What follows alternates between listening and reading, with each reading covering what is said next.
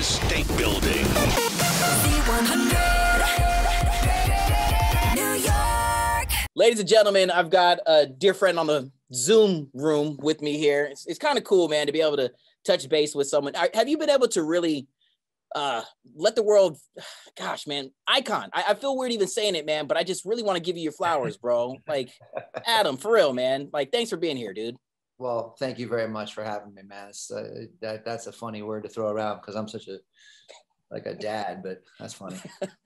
And that's the thing, man. It's like the humility and just the regular dude that you are, and just you doing what you feel is right in your heart has always been just the foremost thing that makes you so special, and what you guys with Maroon 5 have been able to create for some of these years, man. So just how has it been to sit with, all these thoughts, all this music, this weird world that we've been kind of dealing with, this pandemic stuff that we're going through, man? How you been dealing, bro?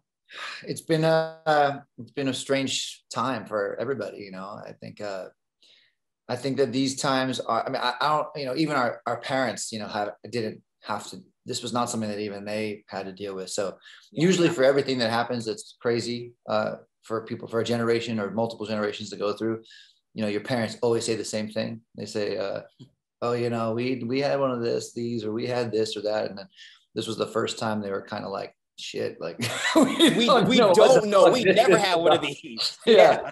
So it kind of put us all in this very even playing field of this unknown kind of situation. And it was really scary. And when we didn't know what we know now, it was even scarier. And it's continues to be scary in other parts of the world. And so it's definitely a continuing thing. It's not something you can just let fall by the wayside now that people are getting vaccinated and things like that. There's still a lot of work to be done.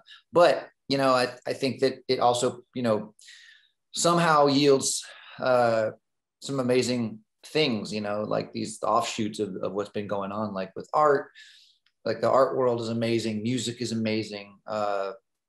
A lot of creativity has come out of it, bro. I mean, when you just think about what you guys have done with Amex, like the unstage stuff, and the fact that trying, you gotta try. It's been really cool to be able to cling to music and have that be the language, not only of love and that one common thread that we, the globe over, can gravitate towards. What does that mean to you guys to be able to do what you love to do and to know that it has a global impact, especially when we've talked before, man, you guys jam out, you bro out, you just do what feels good. And people, well, I mean, it's pretty crazy. Like, we're not doctors we're not political leaders, and we're not administering the vaccine, and we're not on the front lines. Obviously, we're actually all at home still, but it's pretty nice to know that the reach of what we do can help anybody, whether it's during times like this pandemic or to get through high school or to get through illness or whatever the amazing things that that have been brought to our attention over the years, how the music has helped people out.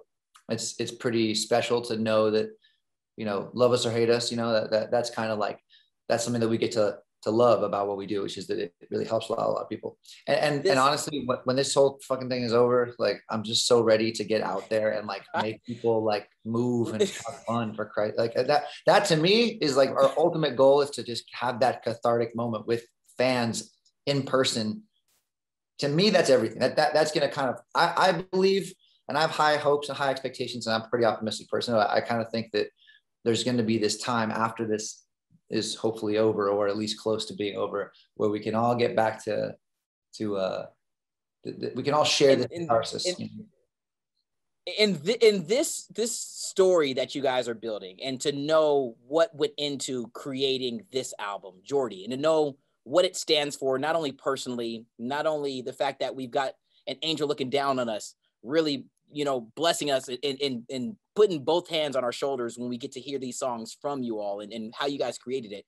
What do you think that's going to be like for people to hear this in all that we've gone through? Yeah, I mean, look, it's very much I think this album is very much a product of what the time was like we made it in. It was all done like in a room like this, sometimes in this actual room, office in my house, or we were in Palm Springs for a little bit, and we were in New York for a little bit. So it's like we tried to move around as much as we could during this time, and we were really like lucky that we were able to do that. But honestly, like it kind of it feels to me like quarantine, you know, because we recorded it. We recorded it in quarantine, so I have all these memories associated with being, you know, in one building for long periods of time. And so for me, that's exactly what it is. I don't know if that's supposed to sound or feel like to other people, but there's a tone there that I think people will be able to cozy up to, because it's when you record something under those circumstances, I feel like you can't help but transmit that, you know, in the writing and in the production and the style. And when you say that's how it feels to you, I think that's one thing that's so special about music, is that that's what it can feel like to you. But what it's going to feel like to me might not be that. I get to find my own message, my own stories. When I hear a song like Beautiful Mistakes, it might not be the beautiful mistakes that you're singing about, but it takes me to a moment where I was like, I wish I would have asked her for her number.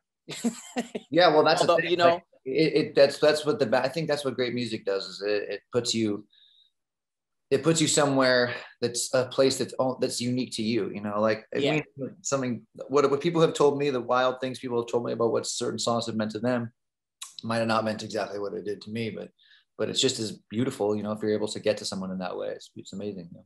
Let's peel back just a second ago. You were talking about how stoked you guys are to actually hit the road and to think about tours and to put that stuff, you know, in front of the hundreds of thousands of fans. Is that starting to happen now? Are we starting to put, you know? Yes, we're cautiously optimistic. Let's put it that way. Okay. I think that this is a day by day thing, and it's looking very good. So we will be, hopefully, if all goes well, we will be out there very soon. Okay.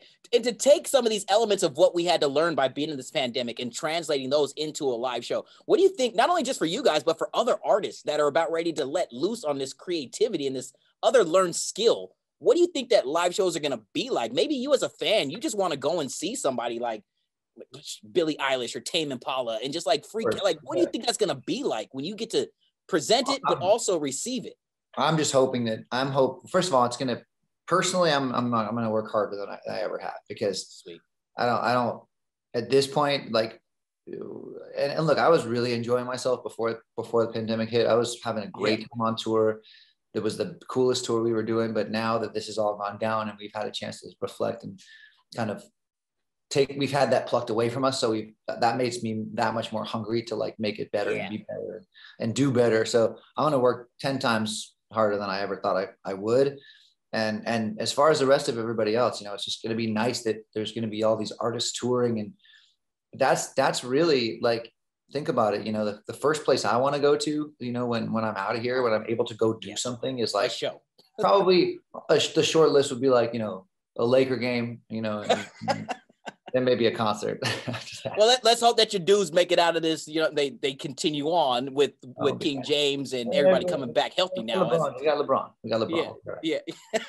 I want to ask about that. I mean, we naturally always gravitate towards our sports, bro. We talked about it before in the past, and how full is that Laker heart in your chest right now, man? The optimism that we bring into 2021 for music. But what about you? Got a prediction? Are they repeat? Like, what's up, dude? I mean, no one seems to think so right now, but that makes me believe even more that it's going to happen, because the Lakers, for some reason, you know, people love to underestimate. I don't even know how it's possible to underestimate LeBron, but I don't even know how that is humanly possible, but they always do. For some reason, they underestimate LeBron, which is a huge mistake. And we're the champs. People forgot that already. And I like how you just threw that in there. And if we're healthy, we have to be healthy. For anyone to count us out if we're a healthy Laker team is crazy. I don't know how anyone can do that. They've managed to keep us out of all the best things this year when it comes to power rankings, it comes to this, comes to that. Oh, are they going to make it? Oh, he's hurt. Injuries suck. It's been a weird couple of seasons, if we're healthy, we're going to take them down. We're going to win. It's weird to me too. We're going to wrap it up, but is the last thing you want to do is give King James a chip to put on his shoulder, because damn it, like, why? Yeah, and also, like, look what the man's done in his career. Like, I don't know. I still don't know how that happens to this day. I don't know how they underestimate this man. The last thing that I wanted to chat with you about is, and you're wearing it on your chest, man, because I've been seeing this throughout your Instagram, and you've been really showing love to Friendly Unicorn. Tell us a story behind this amazing apparel that you've been a part of, bro? I wish I had a great story about it. Is it just like a dope logo and you just rock it? Yeah, well, it's funny. Like when I was playing a lot of 2K, okay. I was playing a lot of 2K, NBA 2K when I was sitting at home like everybody else was for the first 6 months of this whole thing. I started wanting to look more and more like my avatar because I would like make my avatar look super fresh and like have like crazy hair and like crazy tattoos and all that stuff. Yeah. And I have on my cat, I still want to get it. It's actually too late now, but I had an F and a U on my calves. Like, and I thought that was funny because as I'm turning around after you know hitting a shot, you straight to three and like walk away. Yeah. and I was like, that's funny. It'd be a funny clothing line. So I just thought of like the first 2 words I thought of that I could name it that were FU was friendly unicorn. And and so I decided to go there. And then that, like literally the first 2 were I'm like, FU, like friendly unicorn.